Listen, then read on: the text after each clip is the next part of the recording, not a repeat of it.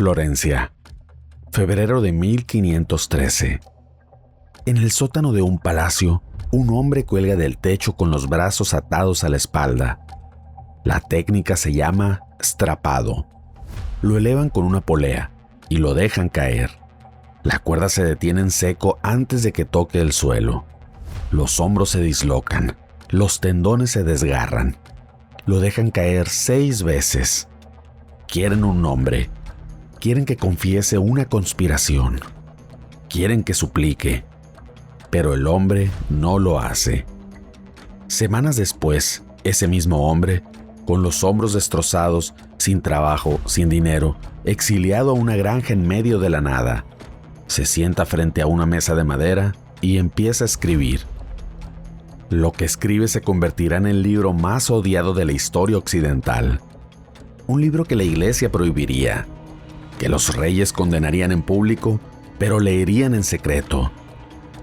Un libro tan peligroso que su apellido se convertirá en un insulto que todavía usamos hoy, 500 años después.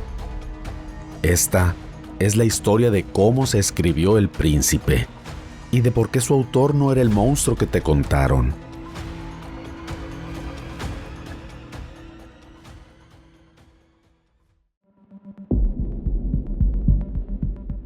Para entender a este hombre, primero tienes que entender el tablero. Italia, en el año 1500, no existe, al menos no como país. Es un mosaico de ciudades-estado que se traicionan entre sí como familias en una herencia. Milán, Venecia, Nápoles, los estados papales y Florencia. Florencia es rica, brillante y frágil.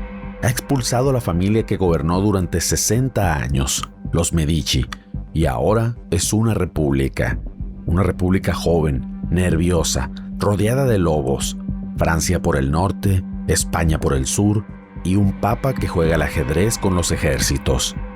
En medio de todo ese caos, un joven de 29 años sin apellido noble, sin fortuna y sin un ejército consigue uno de los puestos más delicados del gobierno, secretario de la Segunda Cancillería, Diplomacia, Guerra y Secretos.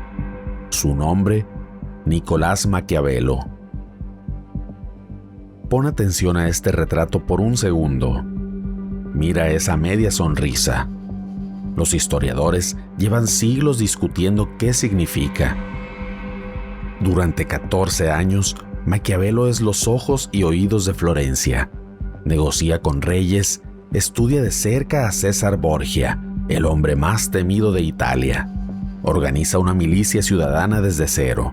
Ve de primera mano, en la mesa donde se decide todo, cómo funciona el poder de verdad, no el de los sermones, el verdadero poder.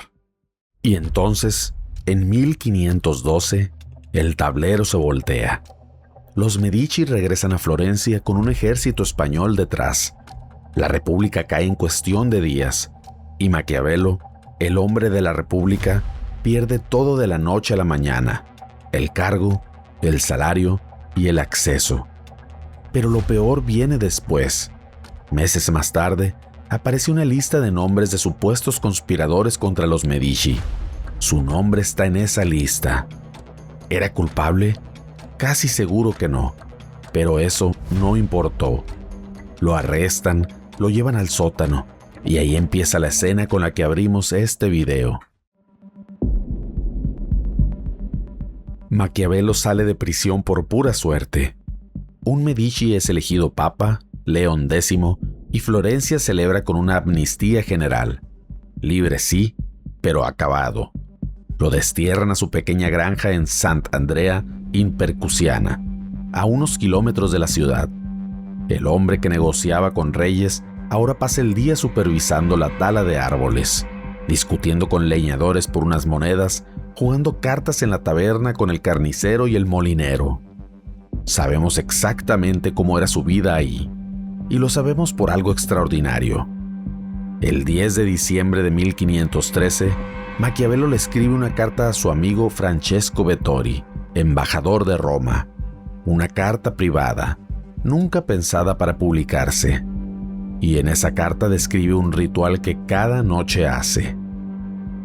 Escucha eso, porque es una de las escenas más hermosas jamás escritas sobre lo que significa negarse a desaparecer. Cuando cae la noche, dice, regresa a casa, se quita la ropa de campo, sucia de todo el día, y se pone, solo en su estudio sin que nadie lo vea, sus ropas de corte, las vestiduras que usaba cuando servía a la República.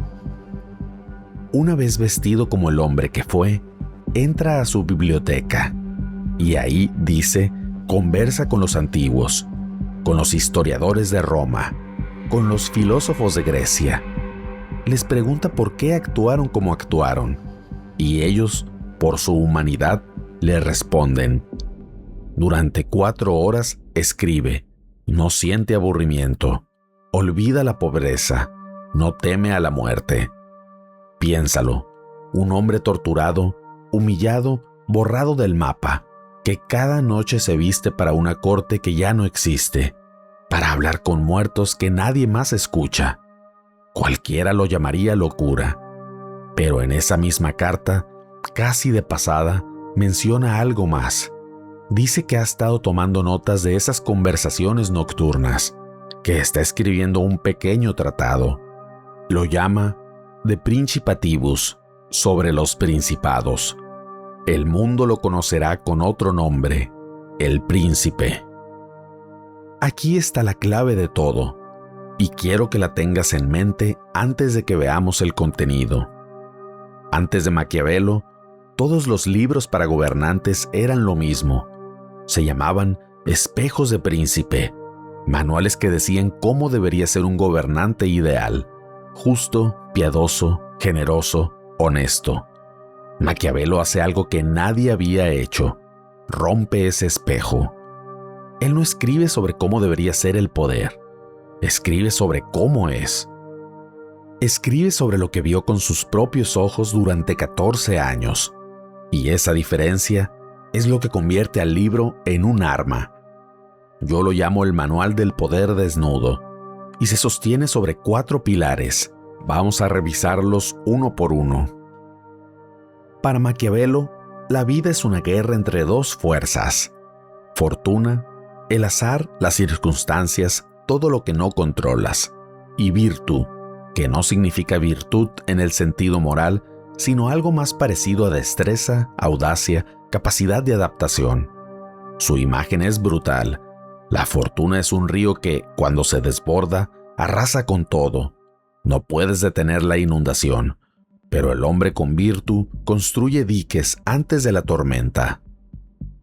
La mitad de nuestra vida la decide el azar, dice Maquiavelo, pero la otra mitad nos la deja gobernar a nosotros. Aquí viene la parte que escandalizó a Europa. Maquiavelo observa algo incómodo. La gente juzga por los ojos, no por las manos. Esto quiere decir que todos ven lo que pareces, pero muy pocos tocan lo que eres. Un gobernante, dice Maquiavelo, no necesita tener todas las cualidades buenas, necesita parecer tenerlas. Y, esta es la frase que lo condenó, debe ser capaz de no ser bueno cuando la situación lo exija. No dice que la crueldad sea buena, dice algo más perturbador, que hay momentos en los que la piedad del gobernante produce más muertos que su dureza. Un príncipe demasiado bueno que deja crecer el desorden termina causando más sangre que uno que actúa rápido y con precisión. ¿Te incomoda? Bien, a él también. Por eso lo escribió. Un príncipe debe pelear con 2 naturalezas, la del hombre, las leyes, y la de la bestia, la fuerza. Y si va a ser bestia, debe elegir 2. El león, que espanta a los lobos pero cae en las trampas, o la zorra, que detecta las trampas pero no puede defenderse de los lobos. Solo león te engañan, solo zorra te devoran. El poder real exige las 2 pieles y saber cuándo cambiar de una a la otra. ¿Qué es mejor, ser amado o ser temido? Esta es la pregunta más famosa del libro y la respuesta más malinterpretada de la historia. Maquiavelo no dice que es mejor ser temido que amado. Dice, lo ideal es ambas cosas. Pero como es casi imposible juntarlas, si hay que elegir, el temor es más estable, porque el amor depende de la voluntad de los demás y el temor depende de ti. Y añade una línea que casi nadie cita. El príncipe debe hacerse temer de tal manera que, si no gana el amor, al menos evite el odio. El odio destruye príncipes. El temor sin odio los sostiene. No es un manual de crueldad, es un manual de cálculo. Y esa frialdad quirúrgica es exactamente lo que nadie le perdonó. Aquí es donde la historia da un giro cruel, porque El Príncipe no era solo un tratado, era una carta de presentación. Maquiavelo lo dedicó a los Medici, a la misma familia que lo torturó, con una esperanza desesperada, que vieran su talento y lo devolvieran al juego. El hombre que escribió el manual definitivamente sobre cómo ganar poder, lo escribió para suplicar trabajo. ¿Y sabes qué pasó? Nada. Los Medici apenas lo miraron. No hubo cargo, no hubo regreso triunfal. El mayor estratega político de su siglo no pudo ejecutar su propia estrategia. Y cuando en 1527 los Medici vuelven a caer y la República regresa, su república, la causa de su vida, los republicanos tampoco lo quieren. Ahora es sospechoso de ser hombre de los Medici. Rechazado por los dos bandos, muere semanas después ese mismo año. El libro se publica 5 años después de su muerte, y entonces empieza la segunda vida de Maquiavelo, la monstruosa. En 1559, la Iglesia lo mete en el índice de los libros prohibidos. En Inglaterra, su nombre se deforma hasta asociarse con el mismísimo diablo. Shakespeare lo usa como sinónimo de villano. Nace la palabra que todavía usamos, maquiavélico. Pero aquí viene el detalle que lo cambia todo. El detalle que convierte esta historia en un espejo. En 1740, un joven rey escribe un libro entero para refutarlo. Lo titula literalmente Anti-Maquiavelo. Lo publica con ayuda de Voltaire. Denuncia el cinismo, defiende la moral en la política. Europa le aplaude. Ese rey era Federico II de Prusia. Y meses después de publicarlo, invadió Silesia sin declaración de guerra, en una de las jugadas más maquiavélicas del siglo. Ese es el patrón, y se repite 500 años. Todos lo condenan en público, todos lo practican en privado. Entonces, ¿el problema era el libro? ¿O el problema era que alguien dijo en voz alta lo que todos hacían en silencio? Volvamos una última vez a esa habitación de Sant'Andrea.